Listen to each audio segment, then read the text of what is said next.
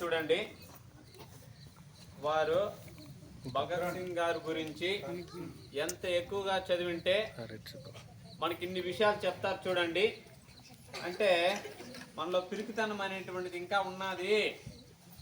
కాబట్టి మనందరిలో కూడా ధైర్యం అనేటువంటి, ప్రతి ఒక్కరిలో ధైర్యం ఉంటుంది.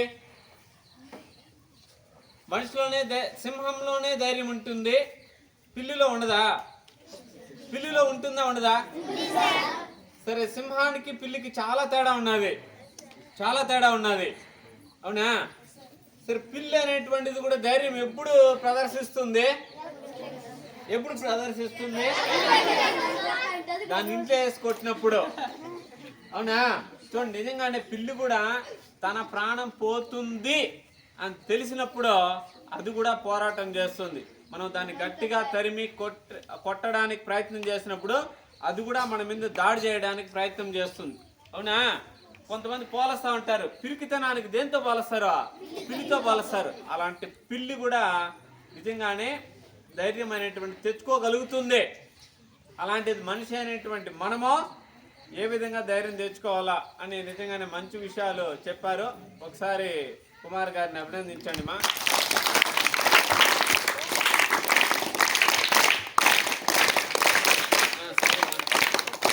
ఒక చిన్న మాట మా, ఎక్కువ సమయం లేదు కాబట్టి ఒక చిన్న మాట.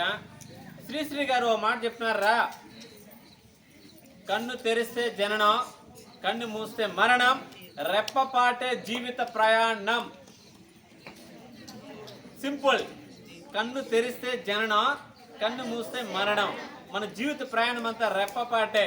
అంటే నువ్వు కన్ను తెరిచి కన్ను మూసిన దాంట్లోనే, ఆ మధ్య కాలంలోనే నీ జీవితం అంతా కూడా గడిచిపోయింది అని చెప్పినాడు రా. కొందరికి ఈ రెప్పపాటు ఈయనకో 23 సంవత్సరాలు రెప్పపాటు, కొంతమంది 100 సంవత్సరాల పైన ఉంటుంది రెప్పపాటు, 140, 150 సంవత్సరాలు కూడా జీవించినాడు. వాని రెప్పపాటు అంత ఉంది, వాడు ఏం సాధించలా. పుట్టాడు, 140 సంవత్సరాలు 150 సంవత్సరాలు జీవించినాడు, మొత్తం అంతా కూడా బంగారు చేర్చి పెట్టుకున్నాడు, డబ్బు చేర్చి పెట్టుకున్నాడు, వాడు చనిపోయినాడు. 1 రూపాయి కూడా ఎవరికి దానం చేయలేదు. సరే, ఈయన రెప్పపాటు 23 సంవత్సరాలు, తక్కువ వయసే, కానీ ఈయనేం బంగారు కొండ చేర్చి పెట్టుకోలేదు, ధనము అంతా కూడా చేర్చి పెట్టుకోలేదు, మంచి పేరు అనేటువంటిది చేర్చి పెట్టుకున్నాడు. అంటే దీని ఉద్దేశం ఎంతకాలం మనం జీవించినాము అనేది ముఖ్యం కాదు, తోటి వారికి ఏ విధంగా ఉపయోగపడినాము అనేటువంటిదే ముఖ్యం. సరేనా? కాబట్టి ఇలాంటి వాళ్ళని మనము ఆదర్శంగా తీసుకోవాలి. నిజంగానే కుమార్ గారు చెప్పినట్లు స్వాతంత్రం అనేటువంటిది ఇలాంటి వాళ్ళు కన్నా లేకుండా ఉండింటే, సత్యము, అహింస, శాంతి అని అనుకుంటా ఉండింటే, వాడు చెంపదెబ్బ కొడితే నువ్వు 2 చూపించు, ఇంకేమైనా గోప కూడా చూపించు అంటా ఉండింటే మన స్వాతంత్రం తొందరగా వచ్చిండదు. నిజంగానే చెయ్యికి చెయ్యి, కాలుకి కాలు, కన్నుకి కన్ను, ప్రాణానికి ప్రాణం అని ఇలాంటి వాళ్ళు వీరోచితంగా పోరాటం బట్టే వాళ్ళు మొత్తం అంతా బొంతబేడ సర్దుకొని పరిగెత్తినారు, లేకపోతే పోయిండ్రు. నిజంగానే మన తల మీద నాట్యం చేసింటారు. సరేమా, ఇలా చెప్పుకుంటూ వెళ్తే ఇంకా చాలా ఉన్నాయి విషయాలు. కాబట్టి సమయం తక్కువ ఉన్నది కాబట్టి ఈరోజు మన పాఠశాలలో ఇలాంటి గొప్ప వ్యక్తి యొక్క జయంతిని మనం జరుపుకోవడం మనందరికీ కూడా గర్వకారణం.